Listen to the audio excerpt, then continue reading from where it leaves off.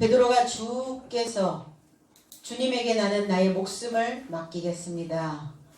그렇게 말씀했을 때 나를 3번 부인할 때까지 닭이 결코 울지 않을 것이다.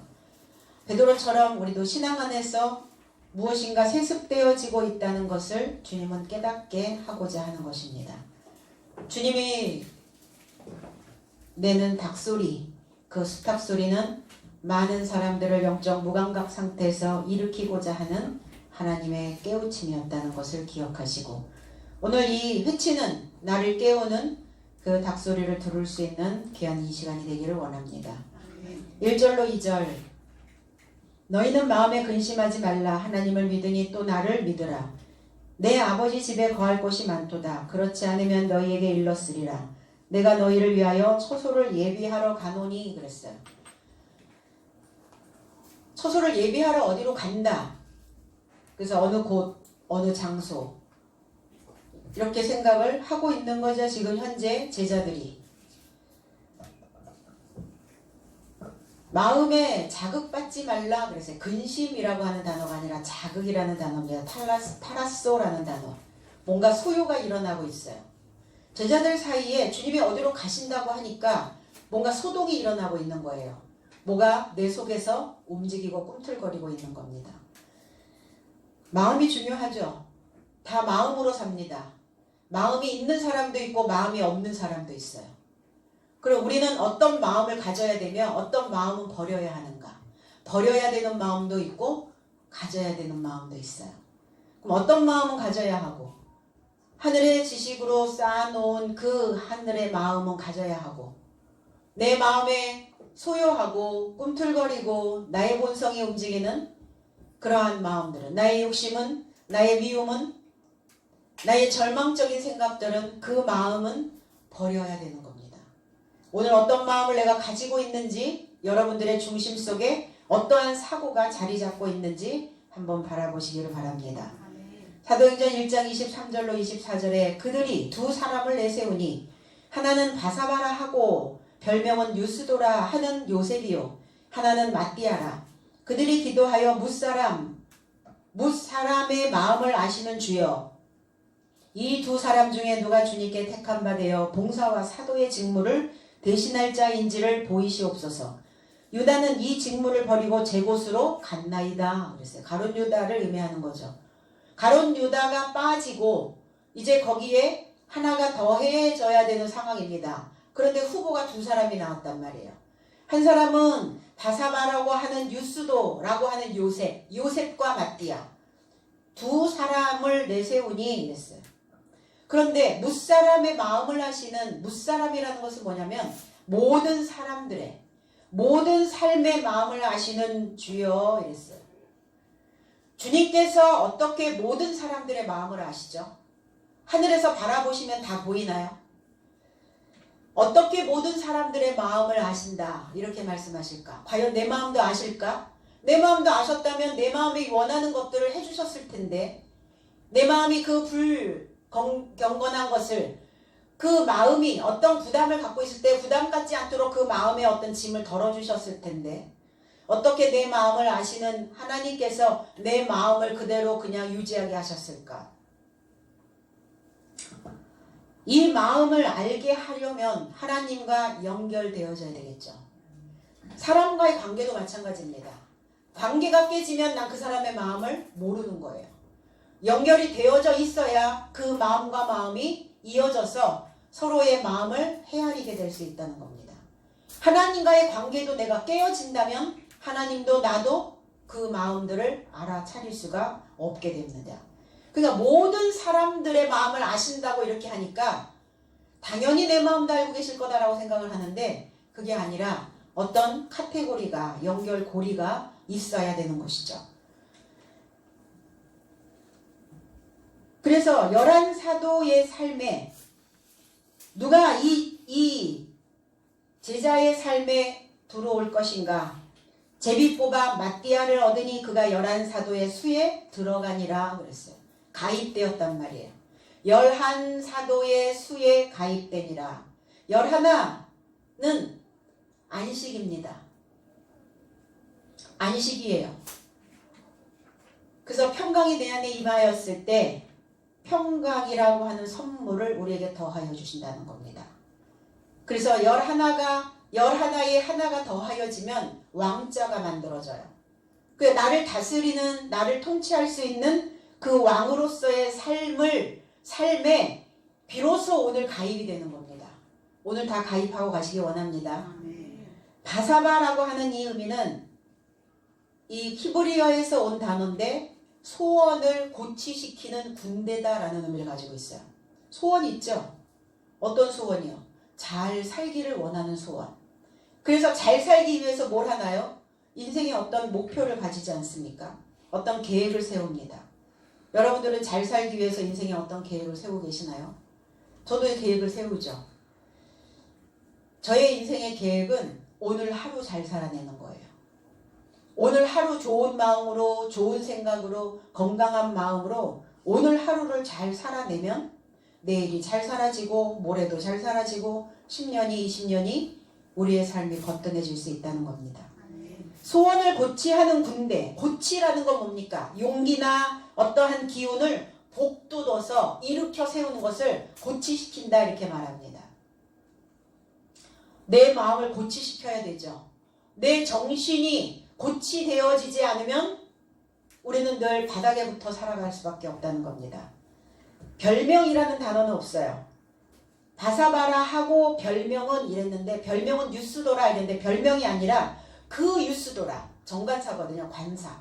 그 유스도라 이랬어요. 그 유스도라 하는 요셉. 유스도라고 하는 의미는 의롭다라는 얘기예요. 그럼 의로운 요셉.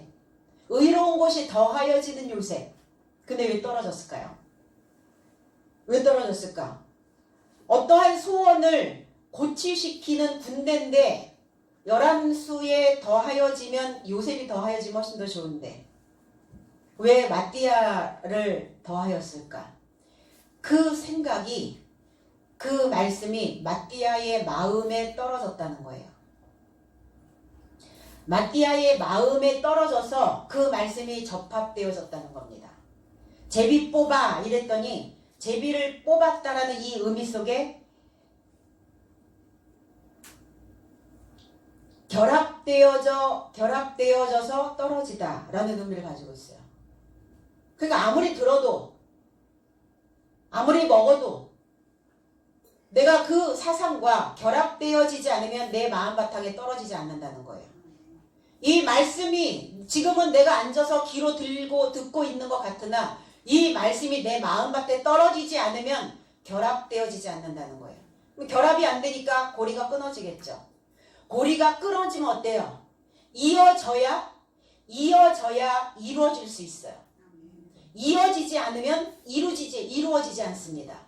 그러니까 마띠아라고 하는 이 삶이 그 삶 속에 연결이 되어지니까 이어지니까 이루어진 거예요. 그리고 하나님의 선물이 그 삶에 들어갔다는 겁니다. 두 삶을 세웠어요. 그래서 모든 사람들의 그 마음을 아시는 주여 뭔가 함께 갈 수 있는 함께 나눌 수 있는 어떠한 거리들이 우리에게는 필요합니다. 사람과 사람과의 관계 속에도 공감대 형성이 되지 않는 사람들은 단절되어지게 되어 있어요. 끊어집니다. 자녀와 부모도 마찬가지고 스승과 제자도 마찬가지고 남편과 아내도 마찬가지입니다. 봉사와 직무, 사도의 직무를 취할 수 있도록 보여주십시오 이랬어요. 유다는 제 곳으로 이루고자 갔습니다. 제 곳으로 이루고자 간 것이 아니라 그는 이 직무로부터 빗나갔습니다. 빗나갔어요. 우리에게 주어진 직무가 뭡니까? 봉사와 사도의 직무를 우리에게 주셨다는 겁니다. 주께서 우리에게 주신 그 봉사는 무엇입니까? 어떤 봉사를 해야 될 것인가? 하나님 앞에 영광의 면류관이 되어지기 위하여 우리는 그 삶을 훈련하는 그 봉사여야 됩니다. 그러니까 봉사가 힘들죠. 그 봉사를 나에게 해줘야 된다는 거예요. 그 봉사를 나의 삶에게 해줘야 된다는 겁니다. 생명의 면류관으로 하나님의 그 영광의 면류관의 삶이 될 수 있도록 우리는 그 봉사와 사도의 직무를 감당해야 되겠죠. 사도는 뭡니까? 열매되어져 떨어지는 거예요. 열매되어지는 겁니다. 그리스도라고 하는 그 열매가 내 삶에서 수확되어질 수 있도록 그것이 바로 사도의 직무라는 겁니다. 이 직무를 우리에게 그것을 취할 수 있도록 맡겨주셨죠. 그런데 이 직무로부터 벗어났습니다. 직무 유기 그렇게 얘기를 하죠. 그것을 이 직무를 복음의 일꾼의 삶으로 이 직무를 감당하지 않으면 유다 되어지는 거예요. 가론 유다 되어지는 겁니다. 가론 유다는 어떤 삶이었는가? 그 직무로부터 빗나갔다. 빗나갔다는 것은 무슨 의미냐? 겉에서 돌다예요. 겉에서. 겉으로. 파라바이노. 겉에서 돌다. 겉에서 걷다. 그래서 우리 뭐라 그래요? 쑥 들어와. 그러죠. 안으로 들어와. 안으로 들어와야지 맨날 겉돌면 어때요? 겉돌고 다니니까 연결이 안 되는 겁니다. 연결이 안 되니까 고치가 안 되는 거예요. 고치가 안 되면 어떻게 돼요? 이루어질 수 없다는 겁니다. 무엇으로? 하나님의 선물로 이루어질 수 없어요. 나를 다스리고 통치하는 왕으로서의 삶이 이루어질 수 없습니다. 우리는 한 땀 한 땀 내 삶의 그 뜻을 향하여 내 삶의 어떤 목표를 향하여 한 땀 한 땀 그 삶을 이루어내야 되는 것입니다. 그래서 그 마띠아의 삶이 내 삶으로 들어왔어요. 그러면 저와 여러분들 삶은 하나님이 저와 여러분들에게 주신 선물이라는 거예요. 저와 여러분들은 선물입니다. 그럼 이 선물은 어떨 때 주죠? 그 사람을, 다른 사람을 축하하고 싶을 때, 무엇인가 그 마음에 용기를 주고 싶을 때 선물을 주죠. 그럼 자체가 선물이면 나는 과연 선물인가? 선물은 기쁩니다. 받으면. 그럼 내 삶을 만나는 모든 사람들은 기뻐해야겠죠. 나를 만나는 사람들, 나를 보는 사람들은 뭔가 마음에 미소가 띄어져야 되겠죠. 불평감이 아니라. 이게 바로 선물. 이제 그 수에 선물이 가입되어졌어요. 그래서 스스로 내 자신이 선물이니까 나 자신에게 주신 하나님의 선물처럼 나 여러분들은 많은 사람들에게 또 선물로 그 위로와 힘이 되어줘야 될 줄로 믿습니다. 선물이 되어진 사람은 어때요? 선물이 많이 받으면 어때요? 풍성하잖아요. 든든하잖아요. 그러니까 어떠한 상황이 벌어져도 세상살이가 그렇게 두렵지 않다는 거예요. 어떤 상황이 내 삶에 벌어진다 할지라도 두렵지 않다는 겁니다. 그래서 나의 눕는 것과 나의 가는 길을 주님께서 감찰해 주신다는 거예요. 늘 하나님의 구름이 또 하나님의 빛이 하나님의 그 삶이 늘 나를 따라다니며 나를 보충해 주신다는 겁니다. 근심, 자극. 여러분들은 늘 어떤 자극 속에 살아가죠. 인생이 자극을 받지 않으면 죽습니다. 자극을 받지 않는 어린아이, 자극을 받지 않는 노인들. 그래서 노인들은 자극이 없으니까, 누군가 안보하지 않으니까, 누군가 기웃거리지 않으니까 고독사를 합니다. 자극을 주지 않는 아이들, 면역력 완전히 바닥이 나서 생을 마감하게 됩니다. 실제 실험에 있었던 일들이에요. 젖병만 물려주는 아이와 자극을 주는 쓰담쓰담을 해주고 토닥토닥을 해주는 아이하고의 그 구성이 면역 체계가 다르더라 이거예요. 그럼 우리는 어떤 자극을 받아야 되는가? 자극은 자극인데 내 안에 어떤 자극인가? 그 불편한 자극이 오면 어때요? 스트레스 받잖아요. 스트레스. 하나님을 믿는 것 자체도 자극받는 겁니다. 자극받지 않으려고 요리조리 이제 옮겨다니죠. 근데 자극을 안 받으면 죽은 자처럼 누워있다는 겁니다. 자극을 받는다는 것은 무엇이냐? 내가 그 마음이 살아나고 나의 사고가, 나의 생각이, 나의 행동이 그리스도화 되어지는 거예요. 만들어지는 겁니다.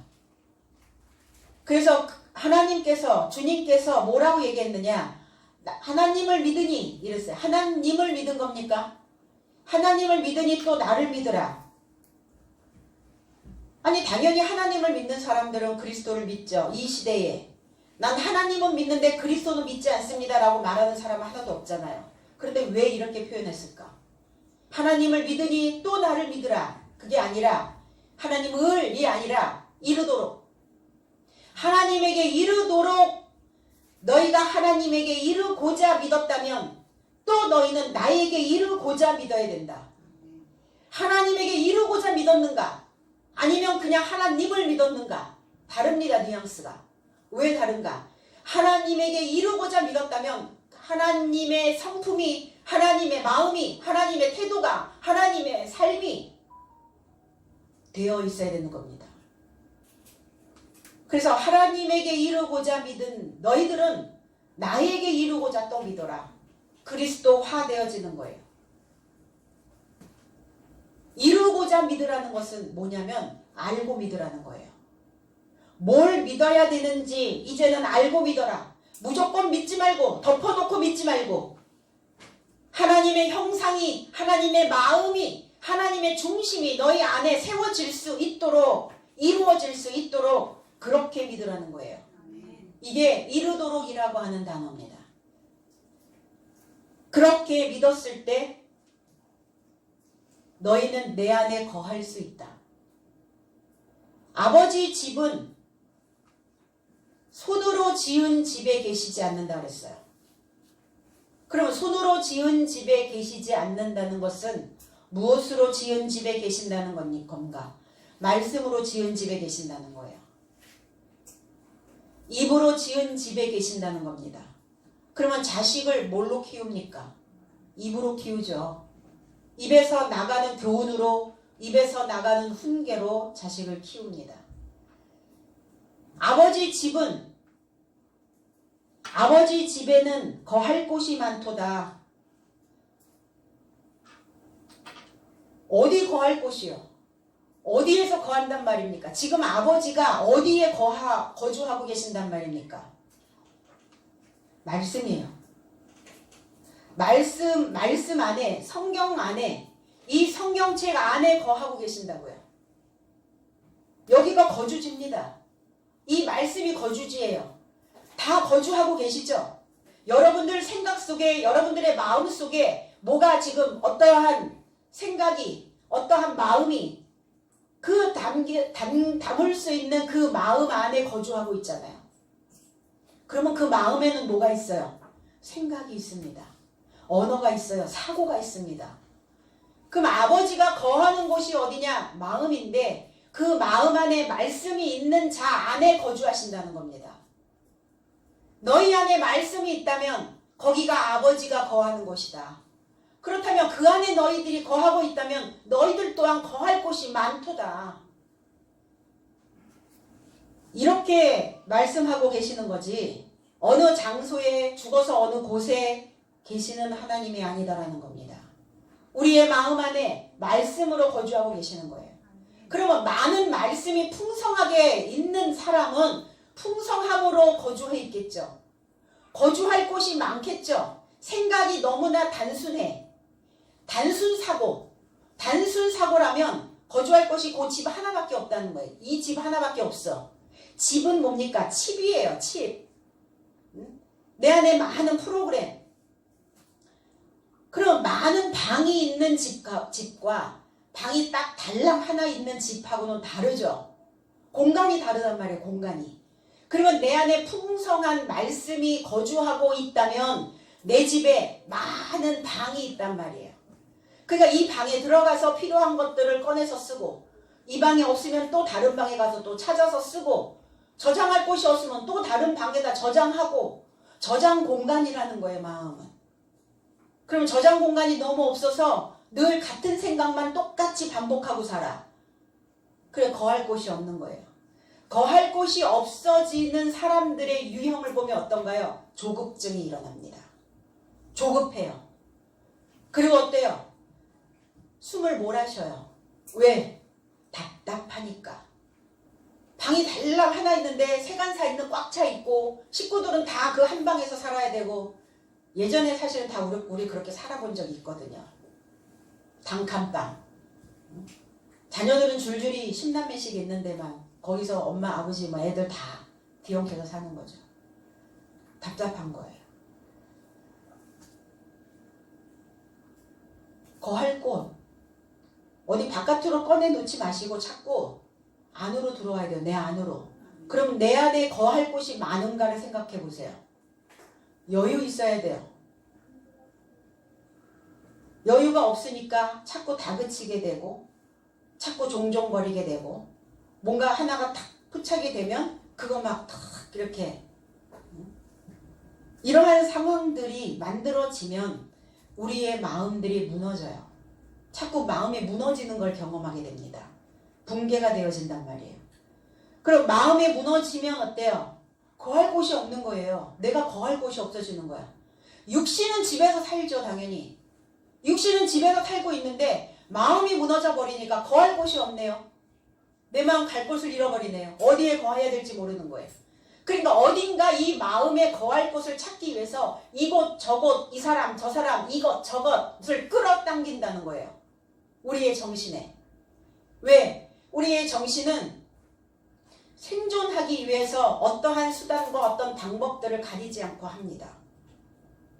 그러면 그럴수록 불필요한 것들을 너무나 많이 내가 끌어당기다 보니까 정말 내 마음에 쉴 곳을 찾지 못하는 거예요. 현대인들의 병이기도 해요. 현대인들이 가지고 있는 스트레스이기도 합니다. 그것으로 인하여 돌연사들을 하게 되죠. 그 마음이 무너지지 않도록 하려면 무엇을 해야 되는가? 내 마음이 말씀으로 건축되어져야 됩니다. 오늘 이 말씀이 저와 여러분들의 마음에 떨어져서 이 말씀과 이어지고 결합되어졌다면 오늘 우리 안에 하나님의 집이 완성되어질 줄로 믿습니다. 그런데 내 삶이 다 털렸단 말이에요. 방마다 다 털렸어. 이 마음에 무엇인가를 채워야 되는데 방이 텅 비었어. 빈 공간. 집이 텅텅 비었어. 우리 그러잖아요. 아니 세간살이가 그렇게 많은데 왜 집이 텅텅 비었다고 할까요? 사람들이. 아, 사람이 없어서요? 사람이 없어도 텅텅 비기도 하죠. 그런데 내 마음이 텅텅 비었단 말이에요. 말씀 66권으로 성경 66권으로 내 마음이 이루어져야 되는데 말씀 66권으로 이루어지지 않고 있으니까 텅 비어 있는 거예요. 다 털린 거예요. 다 털렸으니까 어때요? 생각은. 마음은. 끔찍하죠. 강도 만난 사람들이 그럴만했다라고 이야기하는 사람은 없어요. 정말 끔찍한 일이었어요. 이렇게 얘기를 하죠. 다 털렸으니까 끔찍할 거고 그 끔찍하다라고 하는 그 생각 속에 뭐예요? 내 인생은 재수가 온 붙었어 이러죠. 재수가 온 붙으면 어떻게 돼요? 그 마음이 번지기 시작합니다. 번져요. 여기저기 막 번집니다. 온 붙으면. 그러니까 내 인생이 꼬일 대로 꼬였다고 내 마음이 그렇게 만들어졌으니까 내가 그곳에서 늘 거주한다고 생각을 한번 해보세요. 그 마음의 집에서 거주한다고 생각해보세요. 그런 이 꼬여있는 이 인생으로 계속 번지는 거예요. 그럼 번질 수 있는 방법, 번지지 않도록 막을 수 있는 방법은 뭐냐? 이사하셔야죠. 이 마음을 움직여서 이주시키시라고요. 내 생각 속에 지금 무엇이, 어떤 것이, 어떤 거리가 지금 거주하고 있는지를 생각하고 그 마음으로부터 이제 난 이주하셔야 된다는 겁니다. 그래서 말씀의 처소로 오늘 다 이동하시고 말씀의 처소, 말씀이 있는 곳, 말씀이 거하는 곳 어디인가? 내 삶을 새롭게 싹 틔울 수 있는 곳이 어딘가? 교회입니다. 교회라고 하는 이 처소로 오늘 여러분들이 다 이주하시고 오늘 하나님의 선물, 그 선물이 여러분들의 마음밭에 떨어져서 그것을 모두가 다 소유하는, 그러려면 오늘 우리는 하나님의 그 삶에 가입되어져야 될 줄로 믿습니다. 3절로 4절, 가서 너희를 위하여 처소를 예비하면 내가 다시 와서 너희를 내게로 영접하여 나 있는 곳에 너희도 있게 하리라. 내가 가는 곳에 그 길을 너희가 알리라 그랬어요. 내가 가는 그곳에, 내가 가는 그 길에 너희도 알 것이다. 내가 어떤 길을 가야 되는지를 알 것이다. 내가 가서 너의 삶에게 처소를 준비하면 내가 너희에게 다시 와서 내 자신을, 나를 향하여 있다면, 그리스도를 향하여 있다면, 그 말씀을 향하여 있다면 너의 삶을 내가 가까이 취할 수 있다. 가까이 너의 삶을 내 안에 있게 할 것이다. 말씀이 머물 수 있는 그 마음의 처소가 준비되어져야 돼요. 내 마음의 처소가, 내 마음이 준비되어져야 된다는 겁니다. 마음이 머물러 있을 수 있도록, 그러면 마음이 머물러 있을 수 있도록, 내 마음에 주님이 머물러 있을 수 있도록, 그 말씀이 내 안에 거주할 수 있도록 하려면 어떻게 해야 돼요? 좋은 말을 가지고 있어야 돼요. 좋은 언어를 가지고 있어야 됩니다. 좋은 언어를 써야 된다는 겁니다. 좋은 언어를 가진 사람, 집에서 살고 싶죠? 나를 불편하게 하는 그 언어를 가지고 있는 사람 집에 살고 싶은가요? 그렇진 않잖아요. 근데 내가 나에게 자꾸 불편한 그 언어를 쓰고 있는 그 집에 내가 거하게 만들고 있다면 어찌할 거냐고요. 그러니까 얼굴엔 화색이 돌질 않아요. 그 얼굴에 생기가 있지 않습니다. 뭐가 그렇게 인생이 심각한가요? 뭐가 이렇게 많이 불편한가요? 내 안에 좋은 언어가 없기 때문이에요. 좋은 언어 속에 좋은 언어를 가지고 있는 그 집에 사는 사람이어야 얼굴에 화색이 돌고 눈이 빛나고 얼굴에 생기가 살아난다는 겁니다. 그래서 내 속에 들어있는 말에 때가 묻어 있지 않는지 생각하셔야 돼요. 말에 때가 묻어 있어요. 때가 묻어 있는 말을 쓰면 어때요? 더럽히잖아요. 더럽혀. 때가 있으니까. 그래서 그 사람이 말을 하면 마음이 더러워져. 기분이 더러워져. 기분이 상해. 그럼 생각해야죠. 아, 내 속에 있는 언어가 때가 묻어 있구나. 그럼 뭐 하셔야 돼요? 정화하셔야죠. 씻으셔야죠. 교회 와서 뭐 하시는 거예요? 씻고 가는 겁니다. 그래서 뭘 씻어야 돼요? 내가 가지고 있는 언어를 씻고 가는 거예요.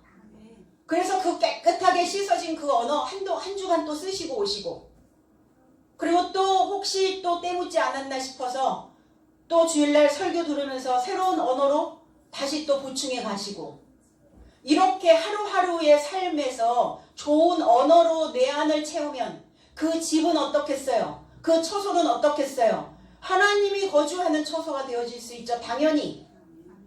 왜 언어가 때가 묻죠? 바닥에 굴러다니기 때문에 그래요. 바닥에 물건 굴러보셨죠? 때 묻죠? 그럼 때 묻히지 않으려고 어떻게 해요? 높이 두잖아요. 높이. 때 안 묻게 하려고. 포장 싸잖아요. 하나님의 말씀으로 선물로 잘 포장하셔서 사람들에게 언어를 줄 때 생각하시고, 내가 이 말을 써서 내 말에 때가 많이 묻어 있는지 아니면 정결케 되었는지를 생각하셔야 돼요.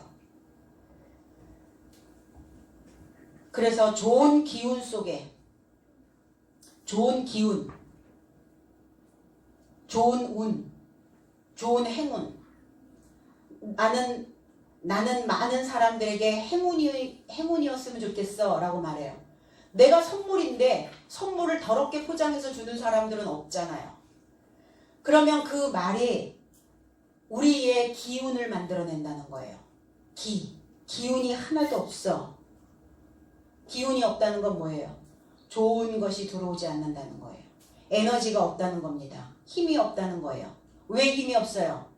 좋은 말을 내 안에 거주하게 만들지 못했기 때문이에요. 이 말씀으로 건축되어지면 그 말씀 안에 말씀이 하나님이시기 때문에 말씀으로 건축되어진 그 삶 속에 계신다는 거예요. 하나님이. 거기에 거주해 계신다는 것입니다. 그곳에 계시면 그곳이 아버지의 거처가 되어지는 거예요. 아버지의 처소가 되어지는 겁니다. 히브리어에서 이 처소라고 하는 단어는 마콤이라는 단어예요. 마콤.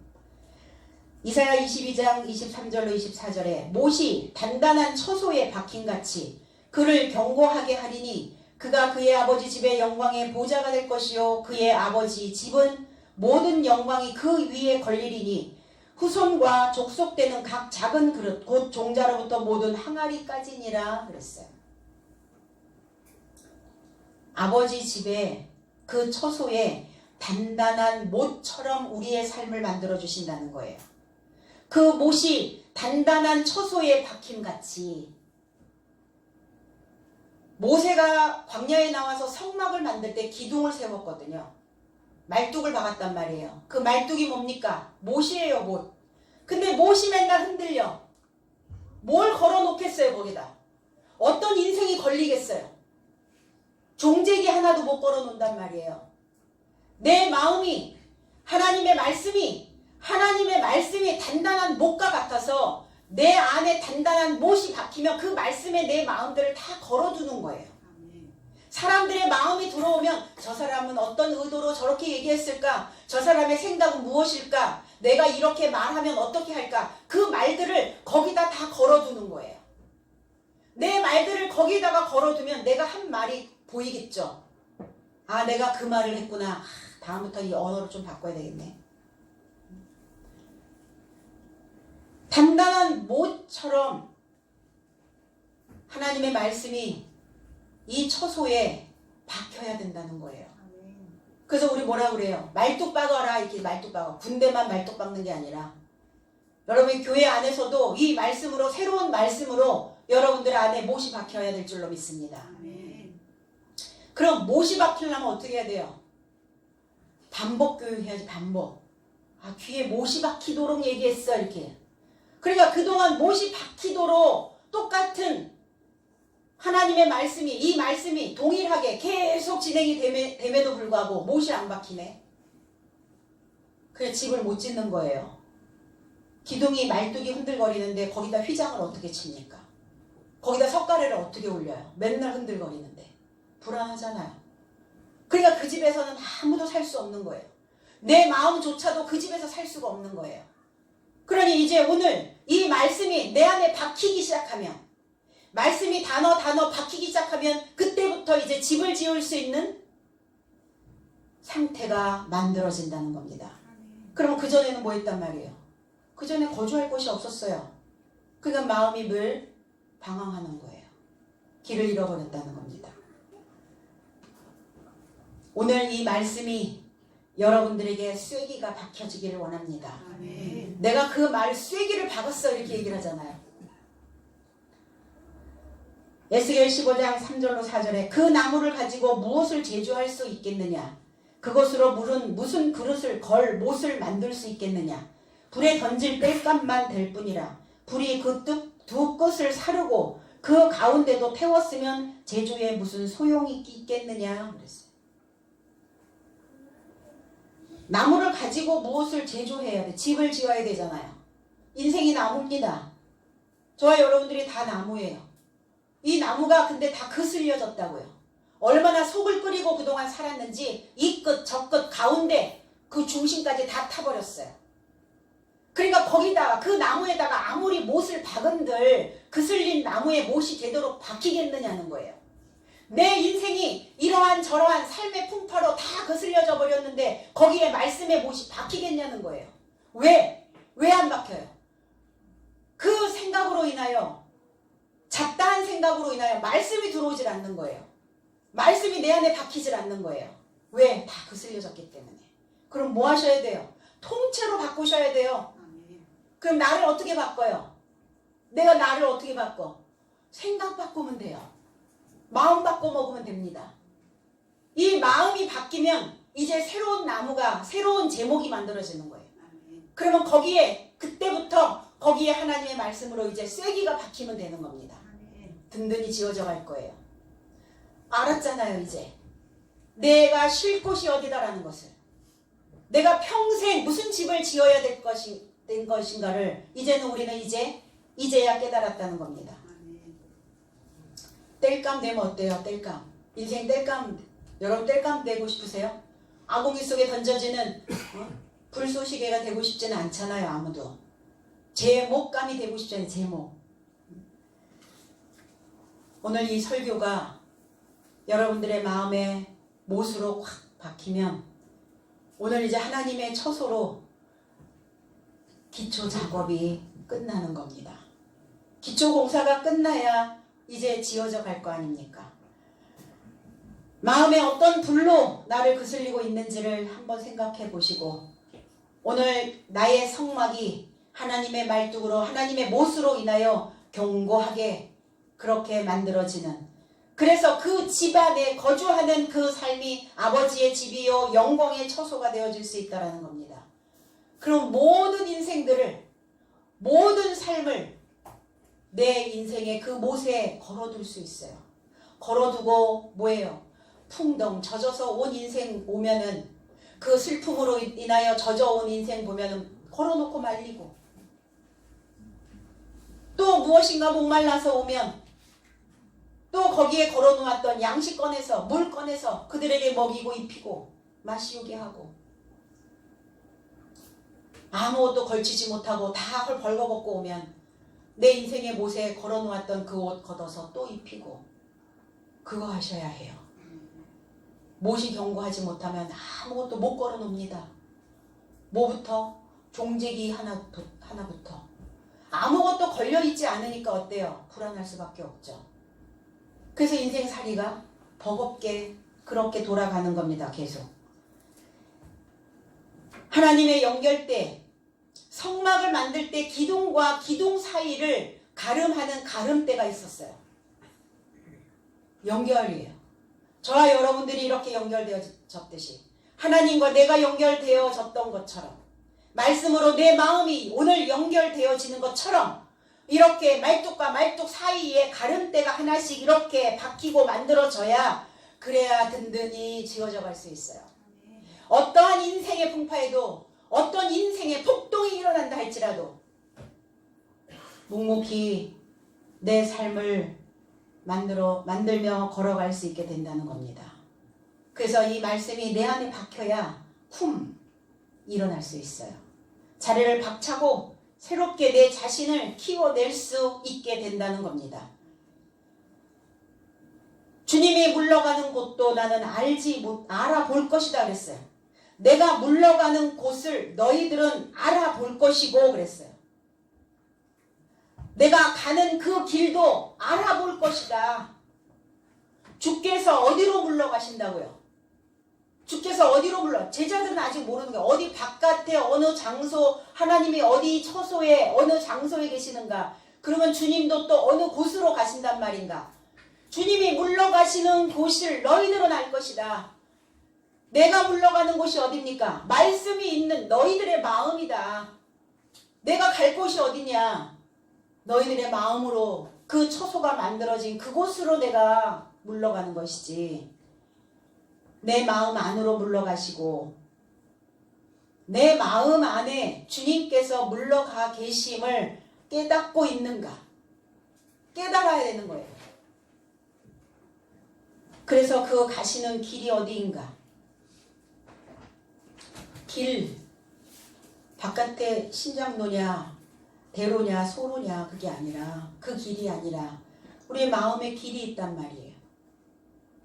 지식 안에 길이 있어요. 말씀 안에 길이 있습니다. 예수께서 내가 걸어가야 될 길이 어떤 길인지를 이제 깨닫게 해주신다는 겁니다. 그러면 그동안 어떤 길을, 어떤 인생길을 걸어왔는가? 길이라고 하는 이 호도스라고 하는 이 단어는 어떤 방법으로 살았느냐예요. 어떤 수단으로 살았느냐예요. 방법과 수단을 다 동원했는데 내 길이 어떻던가요? 잘 만들어졌나요? 형통한 대로로 열렸나요? 시온의 대로가 만들어졌어요? 안 만들어졌잖아요. 여전히 울퉁불퉁, 여전히 다듬어지지 않는 그러한 길입니다. 내가 걸어가는 길을. 그럼 이제 주님 안에 들어오면 이제 어떤 수단으로 어떤 방법으로 내 인생을 살 것인가 이제 생각해야 된다는 겁니다. 내가 지금 어떤 방법으로 살았는지. 사도행전 18장 25절에 그가 일찍이 주의 도를 배워 열심으로 예수에 관한 것을 자세히 말하며 가르쳐 왔으나 요한의 세례에만 알따름이라 그랬어요. 성경에 능통한 자 아볼로라고 하는 유대인이 있었어요. 아볼로라고 하는 이 유대인이 일찍이 주의 도를 배워, 그러니까 아마 모태신앙이었나 보죠. 도, 길, 방법, 어떻게 믿어야 하는지, 어떤 길로 가야 하는지 그 방법을 강론했다고요. 누가? 아볼로가. 그런데 요한의 세례만 알따름이라. 세례 요한의 지식, 구약적 지식, 옛계명적 지식. 그래서 옛계명만 가르치고 있었어요. 열심히 기초학문만 가르쳤다는 거예요. 초등학문만 가르치고 있었어요. 그런데 브리스길라와 아굴라가 하나님의 도를 더 명확히 설명하였더라 그랬어요. 이 아볼로라고 하는 이 의미는 파괴자라는 의미예요. 아볼로. 우리 아폴로 11호 기억나시나요? 왜 아폴로라고 했을까? 파괴시킨다는 거예요. 뭘 파괴했어요? 하늘을 뚫었잖아요. 우리는 저 달나라는 갈 수 없어 라고 생각했던 그 생각을, 고정된 생각을 뚫고 파괴시켰잖아요. 이게 아폴로라는 단어, 아폴로라는 단어, 아폴로. 그럼 저와 여러분들 생각 속에 뭐가 파괴되어져야 될 게 있다는 거죠. 뭐가 파괴되어져야 됩니까? 나는 요 수준에서 밖에는 안 돼. 나는 그냥 요 수준에서만 살아야 해. 나는 그냥 이 정도가 최선이야. 라고 생각하고 있는 고정된 생각, 고정관념을 파괴시켜야 된다는 거예요. 계속 초등학문에만, 초등적 수준에서만 놀 겁니까? 아니잖아요. 그 생각이 파괴되어져야 된다는 거예요. 그래서 브리스길라와 아굴라가 하나님의 도를 더 자세히 명확하게 풀어서 알려줬단 말이에요. 브리스길라라고 하는 의미는 늙다라는 단어예요. 늙었다. 그럼 뭐야? 육체가 늙었다는 얘기예요? 육체도 늙었고, 늙었다라고 하는 의미는 뭐냐면 성숙도를 이야기하고 있어요. 성숙도. 무르익었어. 우리 이렇게 얘기하죠. 경험이 많아. 머리가 휘어졌어. 빛을 가지고 있는 사람입니다. 지식을 가지고 있는 자예요. 지혜가 많이 그 안에 담겨져 있는 자입니다. 이 브리스길라는 아굴라의 아내예요. 아굴라가 처, 브리스길라가 남편. 브리스길라가 아내, 아굴라가 남편. 이 아굴라라고 하는 의미는 독수리. 그러니까 뭘 가졌겠어요? 멀리 볼 수 있는 그 눈을, 그리고 높이 날 수 있는 그 삶을. 높이 올라가고 멀리 바라보니까 어때요? 인생이 평화로워요. 내 발등에 떨어져 있는 거 보고 늘 근거리만 보는 사람 어때요? 당장 눈앞에 보이는 어떤 거, 그것만 보는 사람들 어때요? 치달아요. 인생이 맨날 치달아 살아. 여유가 하나도 없어요.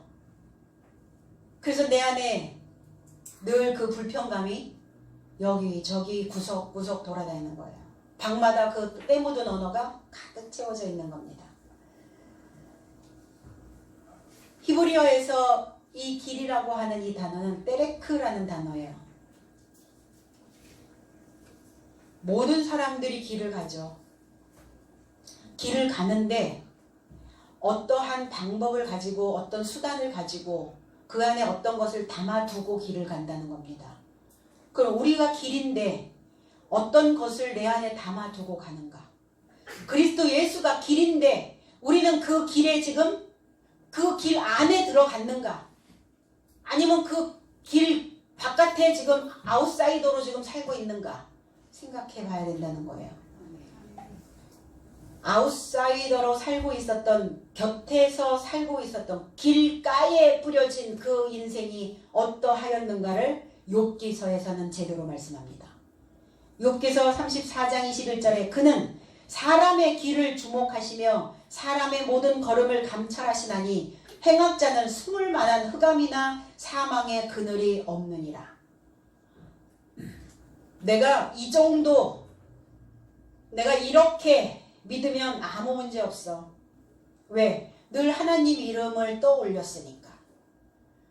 하나님을 믿고 있다라고 생각했기 때문에. 근데 하나님에게 이르도록 믿지 않았던 욥은 그의 길이 어땠어요? 그가 가는 길이 그동안은 평탄했겠죠. 그동안 뭐 이 정도로 이렇게 이 수준으로 가면 뭐 무리 없지. 어떤 거리가 던져졌을 때, 시험이 떨어졌을 때 그 욥은 확 다 뒤집어집니다. 그 길이. 자기가 그동안 써왔던 방법이 잘못된 방법이다라는 것을 깨닫게 되는 거예요. 내 수단으로는 살 수 없음을 욥은 그때 알게 되어진 겁니다. 네 방법 틀렸어.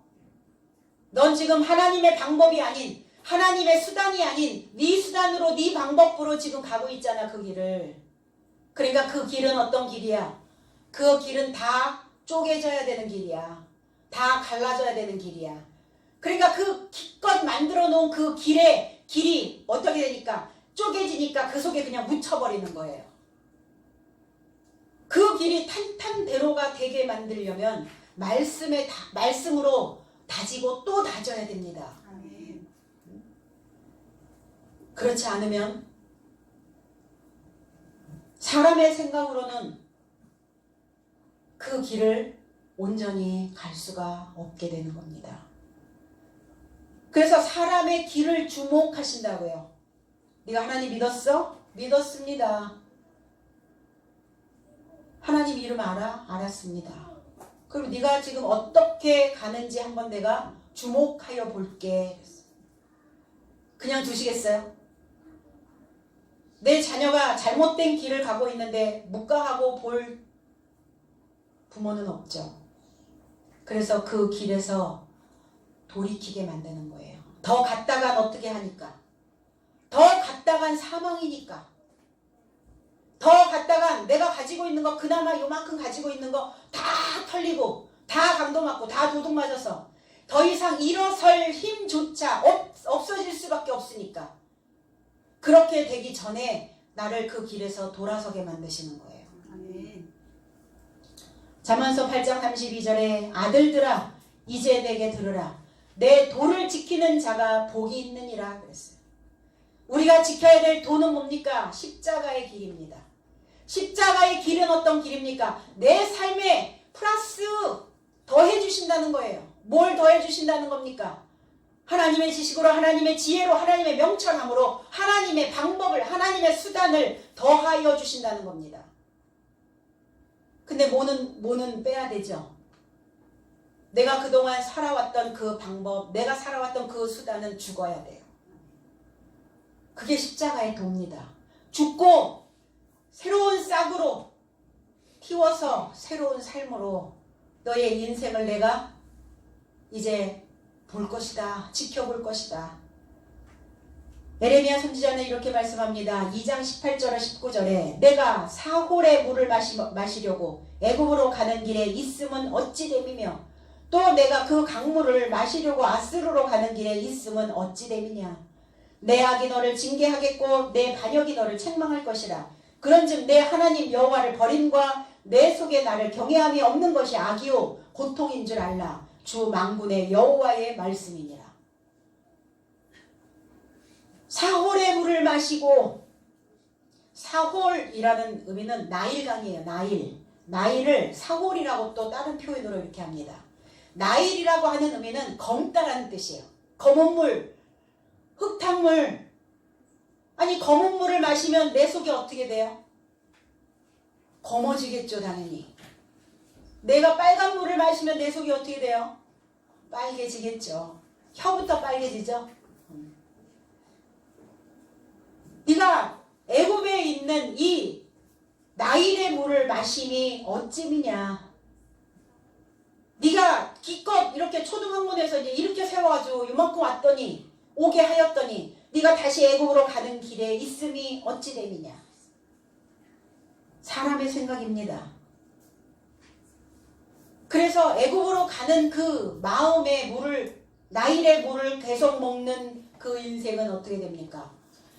뭐가 내 속을 확 에워싸 놓아 있는 것처럼. 에워싸 있으니까 어때요? 에워싸 있는, 둘러싸 있는 뭐가 나를 둘러치고 있으니까 어때요? 그 둘러쳐 있는 것이 가만히 있질 않아요. 점점 쪼여오거든요. 이게 애굽이에요.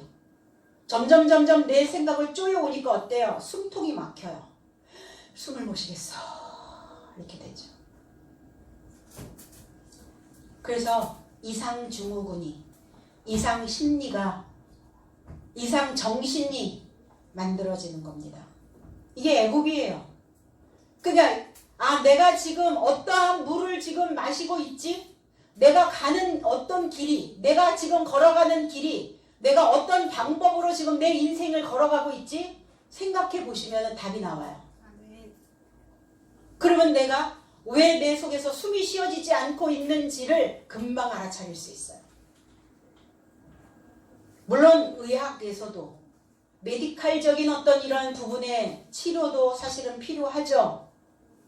그런데 가장 중요한 건 뭐냐면 내가 나를 보는 거예요. 내가 나를 인식하는 겁니다. 그러려면 단단한 못 하나 박혀 있어야 되지 않을까요? 거기에 걸어놔야죠. 내 모습을 걸어놔. 거기에 걸어놓은 내 모습을 보니까 어때요? 볼만해요? 아니면 초췌한가요? 그 아수르로 가는 길에 있음은 어찌 됨이냐. 아수르, 모든 사람들은 다 아수르로 갑니다. 모든 인생들이 다, 모든 계획이 다 아수르예요.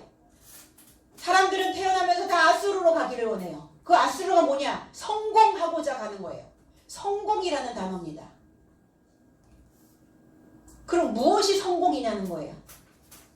어떤 것이 성공이냐는 거예요.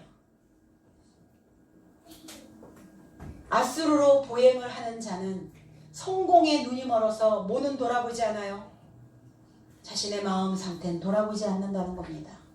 내 정신 상태가 어떠한지 보지 않는다는 겁니다. 아수르는 이렇게 얘기합니다. 얼마나 행복하냐? 이렇게 물어봐요. 아수르 이렇게 하는 거예요. 여러분 자신에게 한번 물어보세요. 너 하나님 없이 사니까 얼마나 행복하니? 이게 아수르예요. 글로 가고 싶으세요? 글로 가면 안 되죠.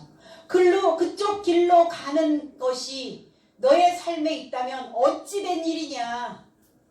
내가 그동안 어떤 성공을 위하여 발버둥치며 어떠한 행복을 위해서 내가 지금까지 걸어왔는가. 그 길을 다 아수르로 가고 있는 인생들이에요. 내가 지금까지 아수르로 걸어왔다면 오늘 그 삶에서 우리는 자유케 되어져야 될 줄로 믿습니다. 5절로 6절 도마가 가로되 주여 어디로 가시는지 우리가 알지 못하거늘 그 길을 어찌 알겠삼나이까. 예수께서 가라사대 내가 곧 길이요 진리요 생명이니 나로 말미암지 않고는 아버지께로 올 자가 없느니라 그랬어요. 도마가 이야기합니다. 주여 어디로 물러가시는지 내 삶이 알아본 것이 아닙니다. 난 지금 깨닫지 못하고 있습니다. 그런데 어떻게 주의 길을 알아보는 것이 가능하다고 말씀하십니까? 나는 가능하지 않습니다. 그런데 주님 뭐라고 말씀하셨어요? 내가 가는 길을 너희도 아는 것이다. 내가 어디로 가는 것인지 너희도 알 것이다. 그 아는 것이 가능한 일이다. 가능하지 않습니다. 도마는 우리는 어떻게 생각해요? 믿음이 없는 의심 많은 이렇게 얘기하죠. 의심해야 되는 거 아니에요? 아, 의심 안 하고 믿어야 믿음이라고요? 처음에 물건 살 때 어때요? 의심하지 않나요? 이거 그 메이커 맞나요? 이러잖아요.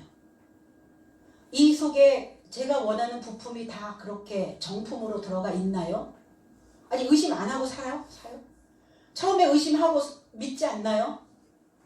우리의 믿음은 왜 의심도 안 하고 믿어야 된다고 생각하죠?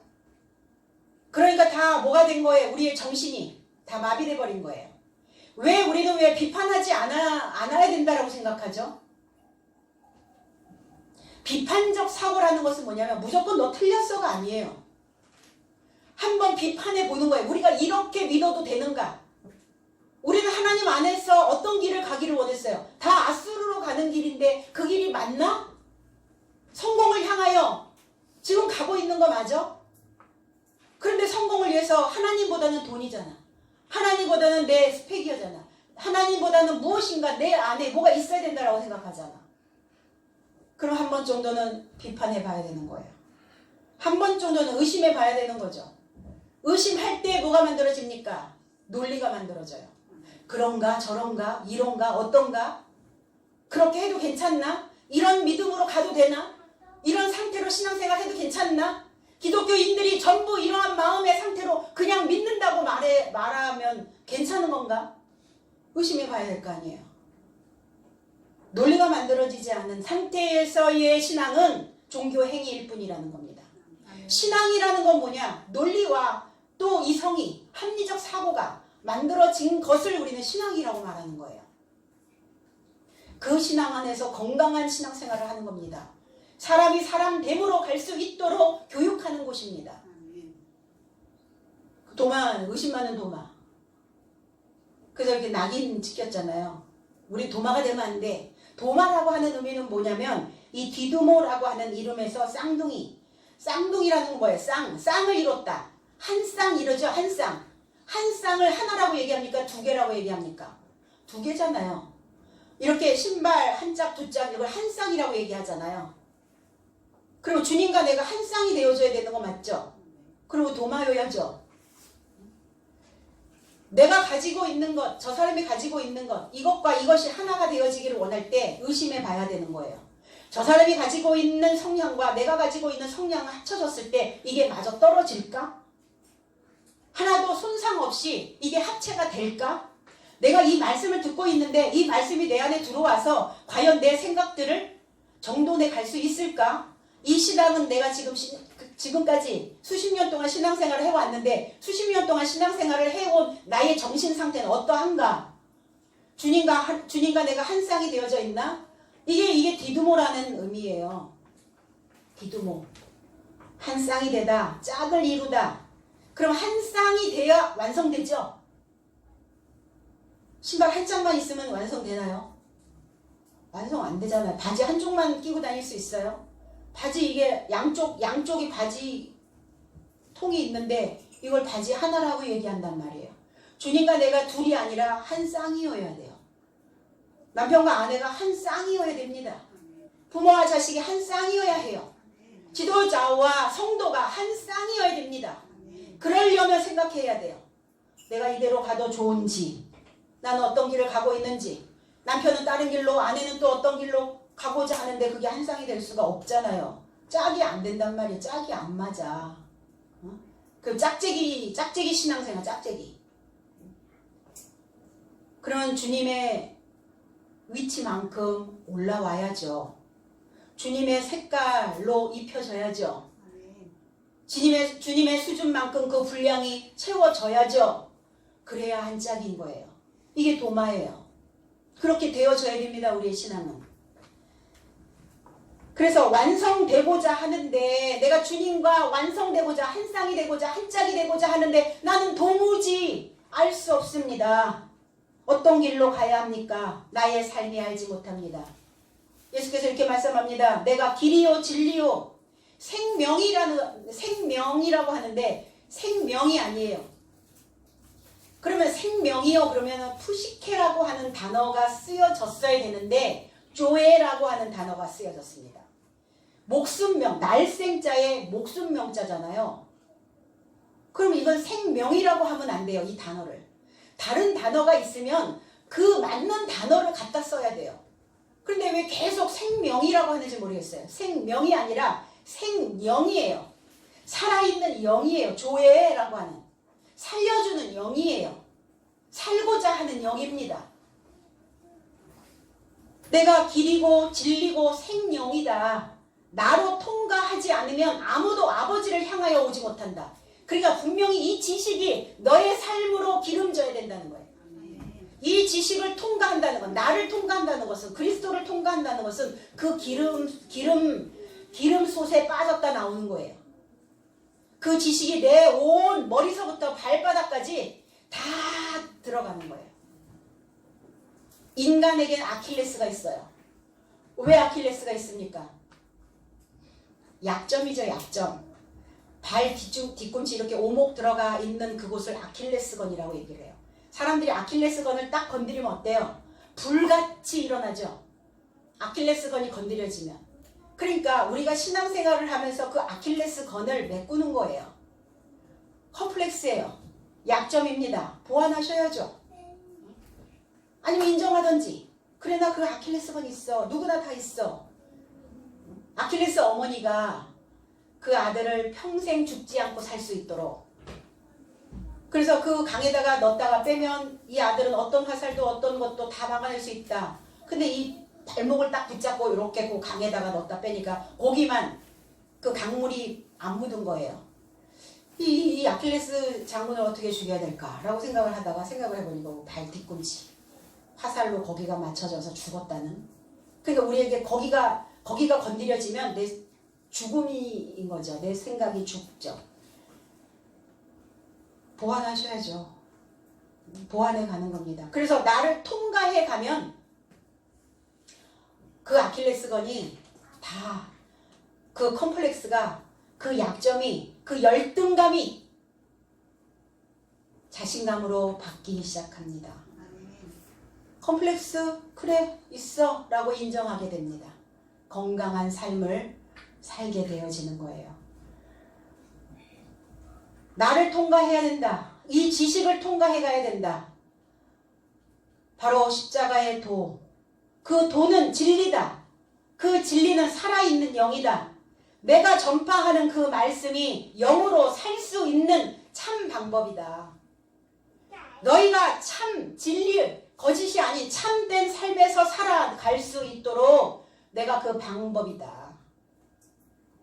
첫 아담적 요소에서 둘째 아담으로 새롭게 내가 재탄생되어질 수 있는 그 비밀을 내가 알려줄 테니까 내 방법으로 가면 된다.